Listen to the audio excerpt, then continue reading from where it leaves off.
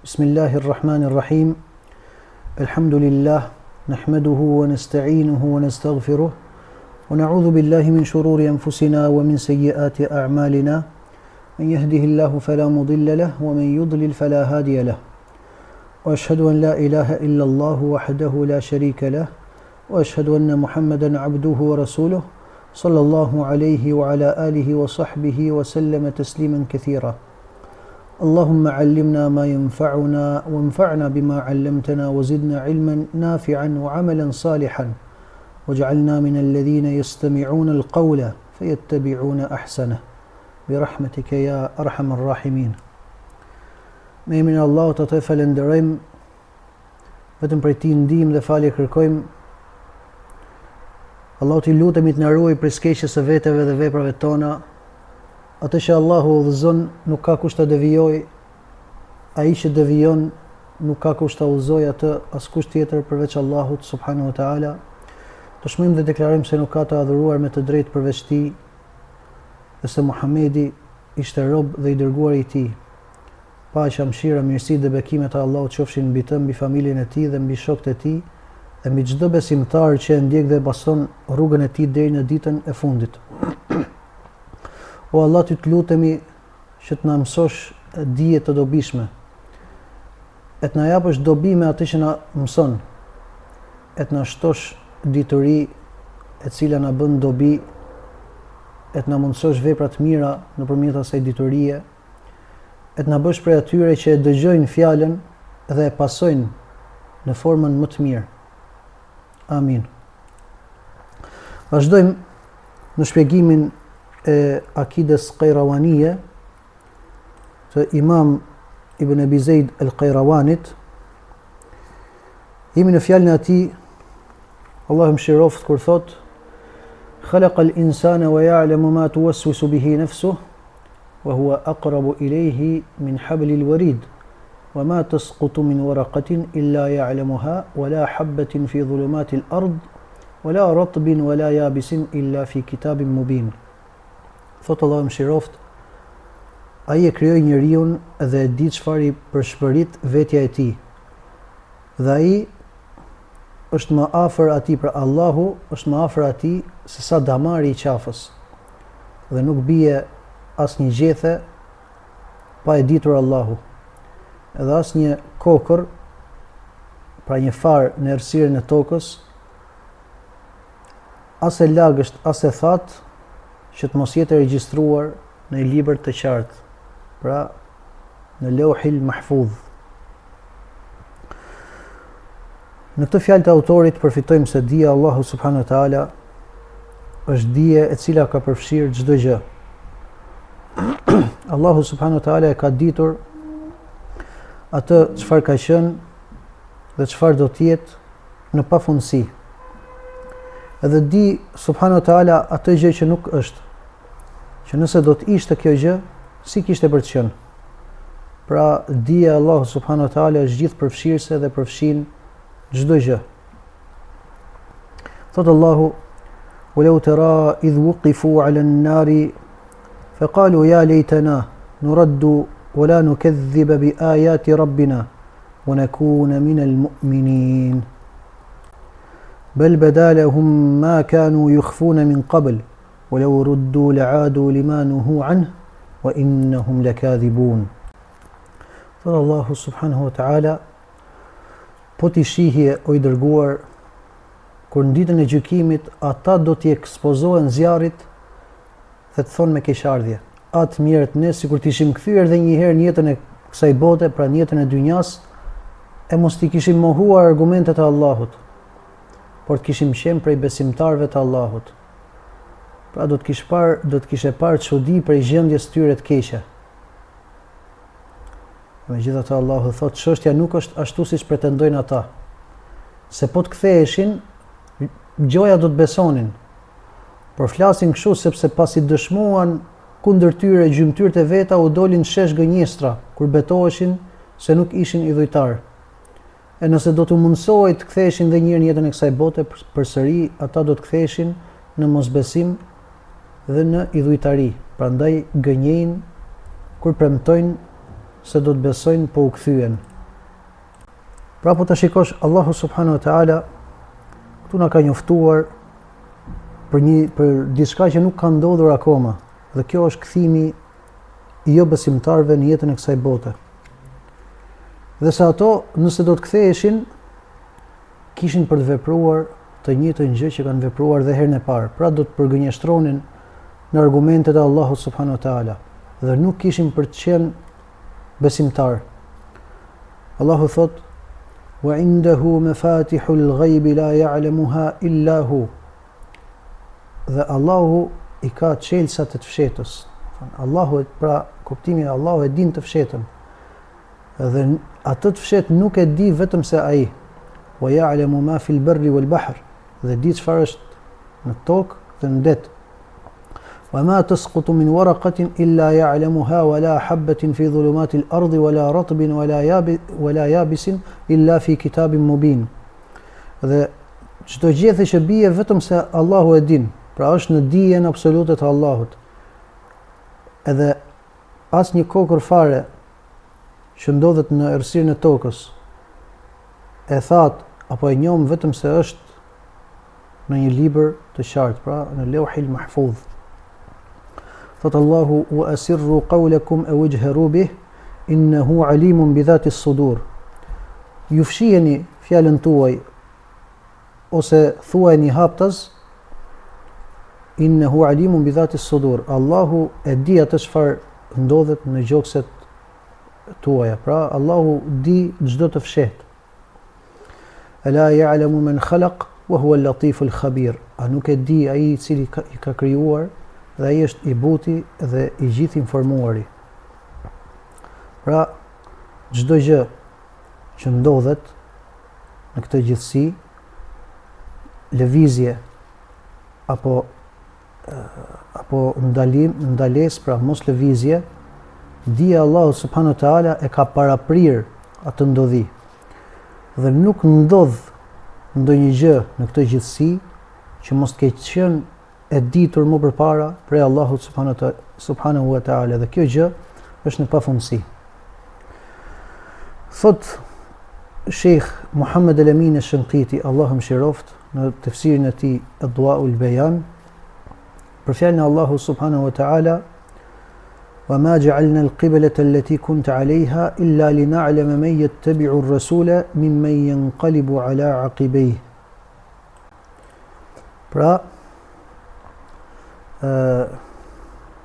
flet Allahu subhanahu wa ta'ala për ndryshimin e kiblës.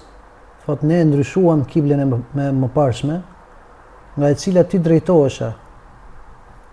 Pra, bëhet fjalë për xhamin e Kudsit. Pra, vetëm që ta dim me faktet provuara, pas të cilës vjen edhe shpërblimi.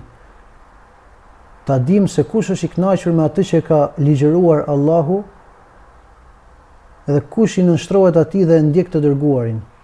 Po edhe që të dihet se kush është ai që largohet pas fesë dhe ndjek qefet e veta, e nuk i nënshtrohet ligjeve të Allahut. Pra çështja e ndryshimit të kiblës së mëparshme vërtet ishte diçka e madhe.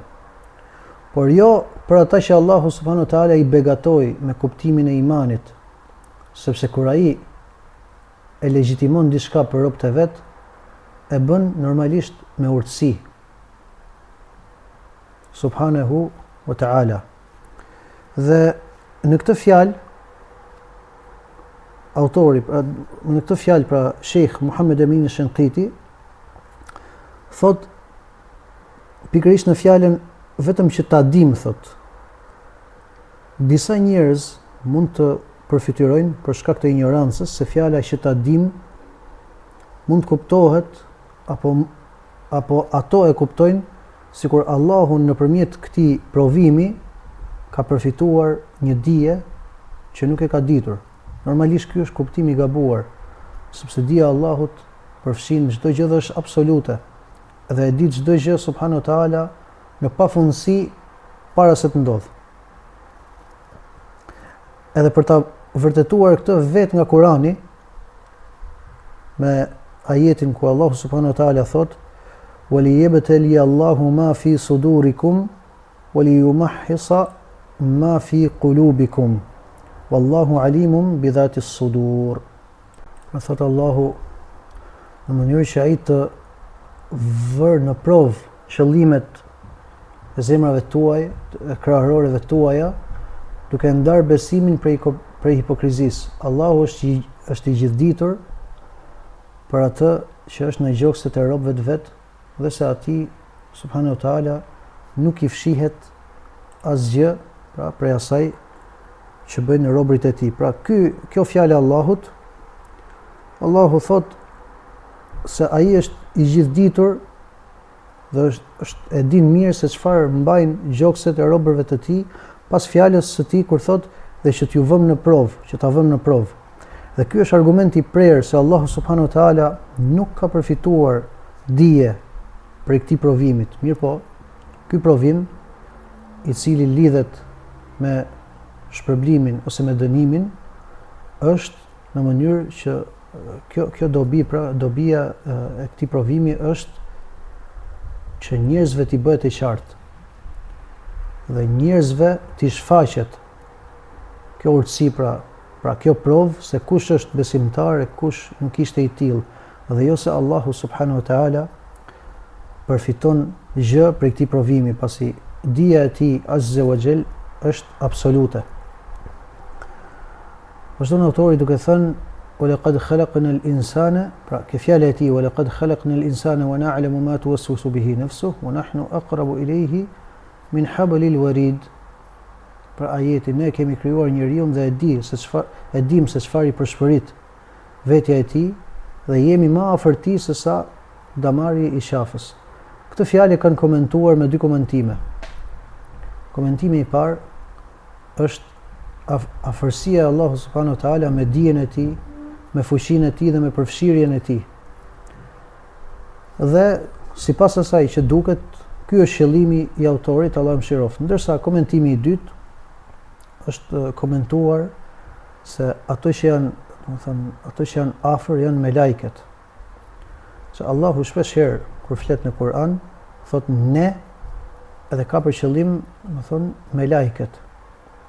Pra sikurse rasti për shembull kur thot wa idha qara'nahu fattabi' Qur'ana, dhe ne kur ta lexojmë ne o Muhammed, atëherë ti ndiqe leximin ton. Normalisht ai që ishte duke e lexuar ka qenë Xhibrili alayhis salam. Ose rasti i Ibrahimit, pra në ngjarjen e popullit Lutit, kur i shkojnë dy melajke Ibrahimit, që t'i japin lajmin se populli i Lutit do shkatrohet, Allahu kur flet në Kur'an për këtë ngjarje thot falamma dhahaba an Ibrahim ar-raw'u wa ja'athu al-bushra tujadiluna fi qaumi Lut. Kur Ibrahimit ju largua frika, pasi nuk e dinte, nuk e kuptoi që ishin me lajke derisa ato e njoftuan, kur ju largua atij frika dhe i erdhi përgëzimi se Allahu ka për ta shpëtuar Lutin dhe familjen e tij, ai po na fliste për popullin e Lutit. Dhe Allahu thot që po na fliste neve, ndërkohë që ai po i fliste me lajkeve.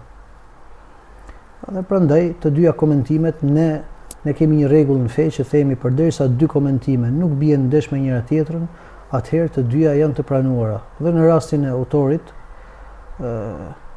normalisht Allahu subhanahu wa taala është afër me dijen e tij, me fuqinë e tij dhe me përfshirjen e tij, sikurse edhe me lajket e tij janë afër.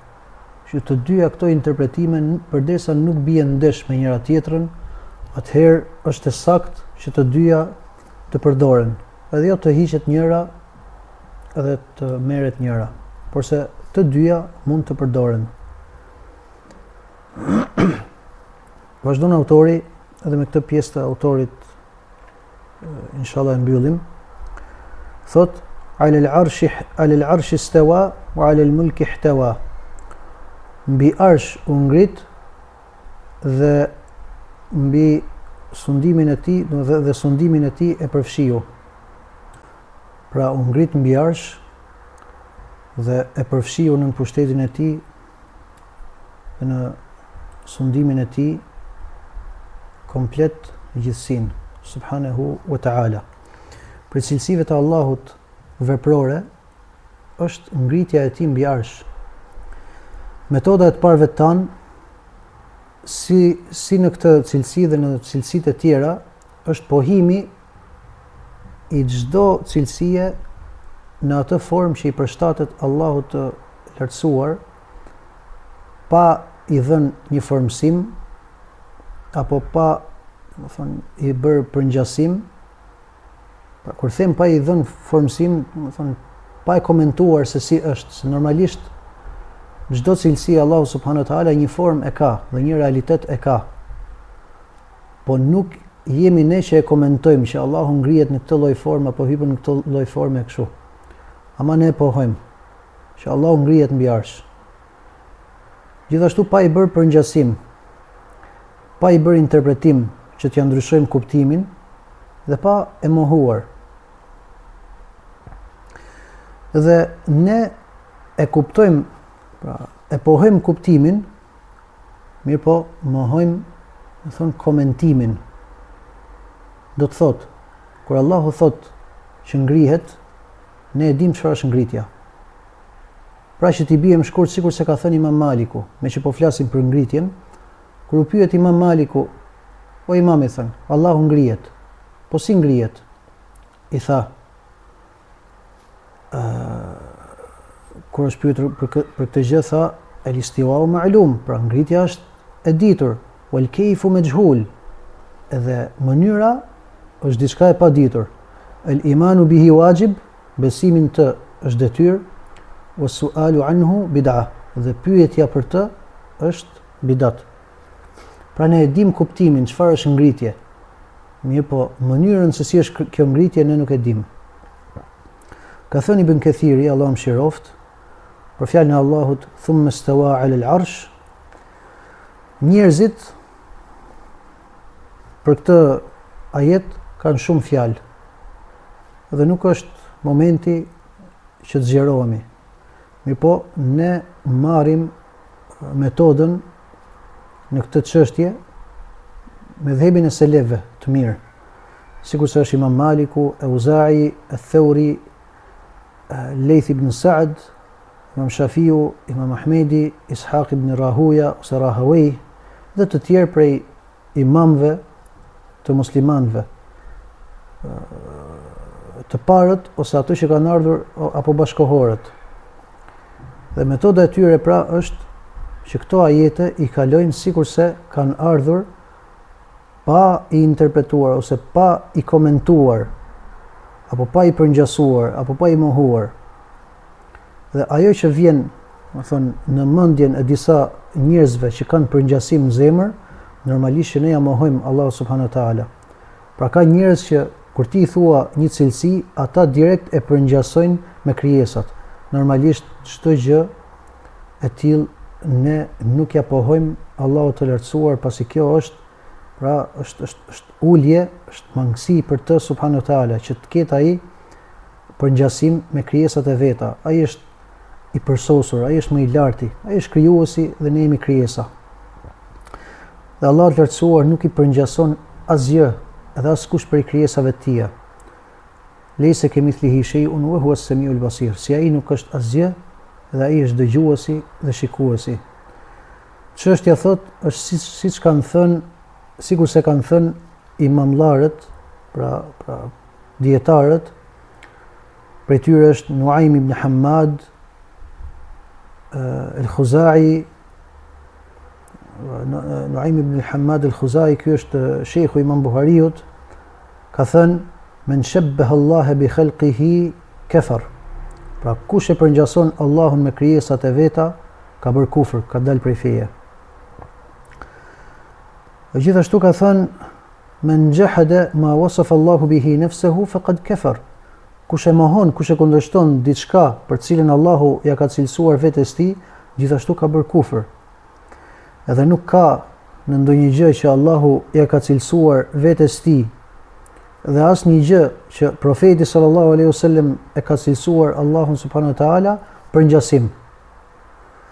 Pra kush ja pohon Allahut lartësuar atë që ka ardhur në ajetet e qarta dhe në hadithet profetike, në formën, pra në atë mënyrë se si përshtatet madhështisë së Allahut subhanahu wa taala, dhe mohon çdo lloj mangësie, ai ka ndjekur rrugën e drejtë.